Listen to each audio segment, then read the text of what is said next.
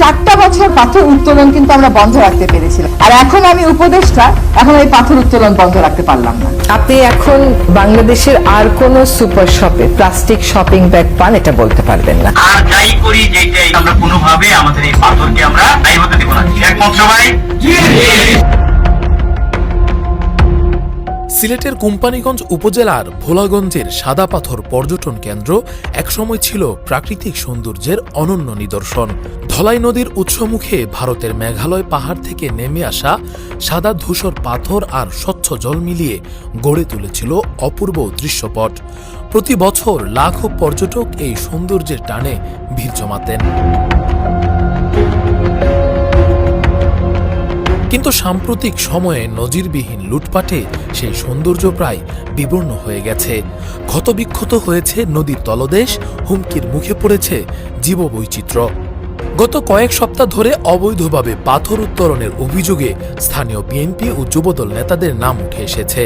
সোমবার রাতে বিএনপির সিনিয়র যুগ্ম মহাসচিব রুহুল কবির রিজভীর স্বাক্ষরিত বিজ্ঞপ্তিতে কোম্পানীগঞ্জ উপজেলা বিএনপির সভাপতি শাহাবুদ্দিনের সব পদ স্থগিত করা হয়। অভিযোগপত্রে বলা হয়, চাঁদাবাজি ও দলের নীতি আদর্শ বিরোধী কর্মকাণ্ডে জড়িত থাকার সুস্পষ্ট প্রমাণ পাওয়া গেছে। তবে অবৈধ পাথর উত্তোলনের বিষয়টি বিজ্ঞপ্তিতে সরাসরি উল্লেখ করা হয়নি। তার স্থলে উপজেলা বিএনপির সহসভাপতি হাজী আব্দুল মান্নানকে ভারপ্রাপ্ত সভাপতি হিসেবে দায়িত্ব দেওয়া হয়েছে।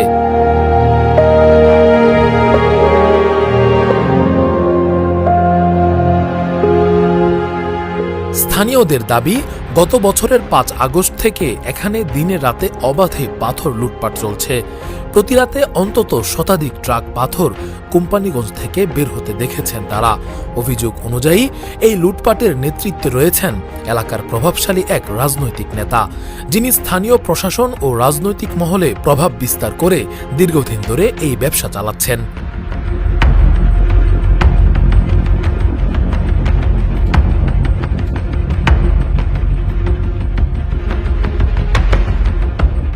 একই দিনে এক আলোচনা সভায় বন ও জলবায়ু পরিবর্তন বিষয়ক উপদেষ্টা ও পরিবেশবিদ সৈয়দা রিজওয়ানা হাসান ক্ষোভ ও হতাশা প্রকাশ করেন।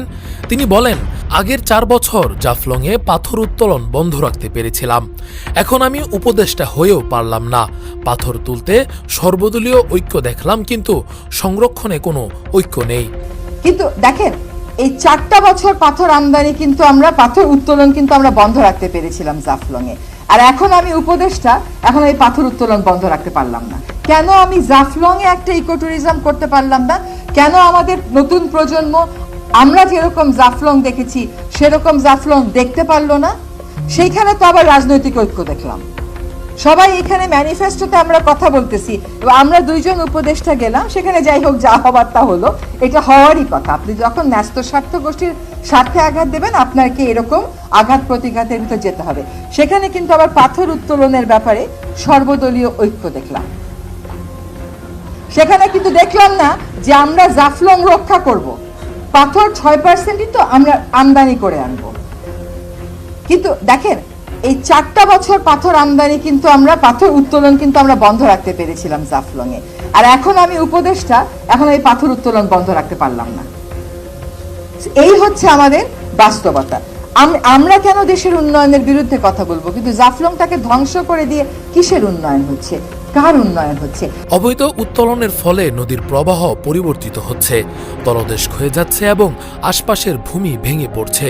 ধলাই নদীর জিরো লাইনের কাছে সীমান্তবর্তী অঞ্চলগুলোতে ভারী যন্ত্রপাতি ব্যবহার করে পাথর তোলা হচ্ছে, যা নদীর প্রাকৃতিক ভারসাম্য নষ্ট করছে।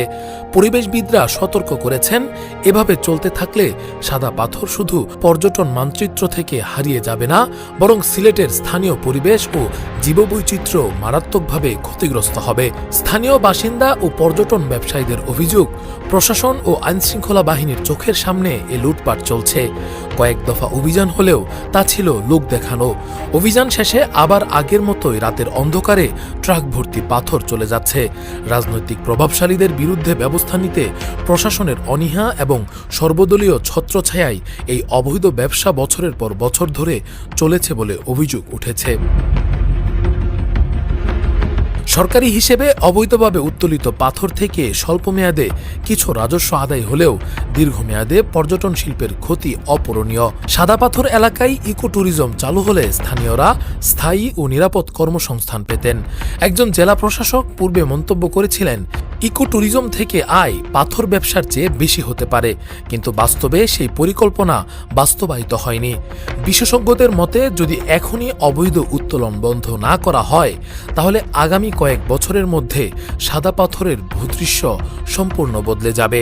নদীর পানির স্বচ্ছতা হারাবে, জীববৈচিত্র্য ধ্বংস হবে এবং পর্যটকের সংখ্যা নাটকীয়ভাবে কমে যাবে।